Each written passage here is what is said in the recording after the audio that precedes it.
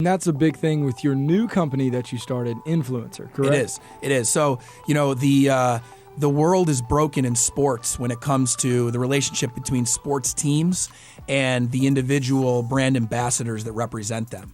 And the new reality is these individual brands, whether they're recruits, current student athletes, former athletes, key alumni, they each have their own channel that's competing with other channels out there.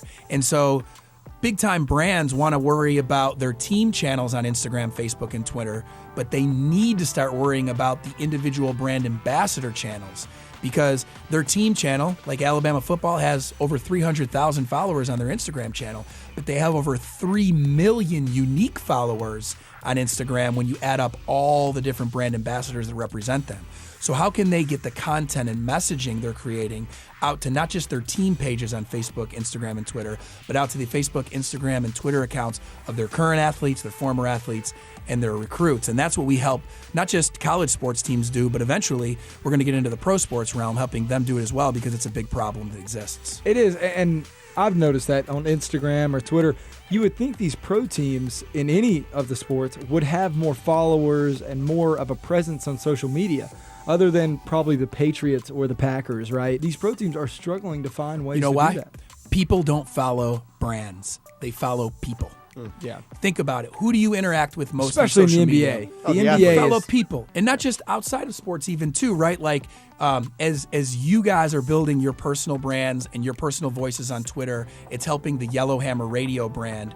But it's important that the personal brand has a presence. And so, these athletes, pro and college, are being told of the horrors of the bad stories on Twitter and Facebook and Instagram of athletes. And we could all name them right now and joke about them, but those are all don'ts. I have 3 kids. I don't just teach my kids the don'ts. I teach them the do's. They're going to be on social media, these athletes, for 90 minutes or more a day. What do they do? You think that they're just going to come up with it alone? Because they're channels, and they need to think of themselves like channels. When I was a kid, and it's funny saying that prefix to you guys, because I remember when everybody used to say it to me when I was your age, but I grew up in the 90s. We had 30 TV stations. That's it. 3 of them were sports channels. My dad grew up before that. He had 3 channels, period, right? ABC, NBC, CBS. Right. Now we have billions of channels because each of these individual Instagram channels are channels of their own. And athletes aren't just showing up on campus and getting the likeness from their school's brand. Now they're showing up with a likeness already. Look at the Ball kids at UCLA. Right. LaMelo Ball is a senior in high school, has 1.4 million Instagram followers. He averages over 20,000 live viewers on Instagram Lives he does, tying his shoes.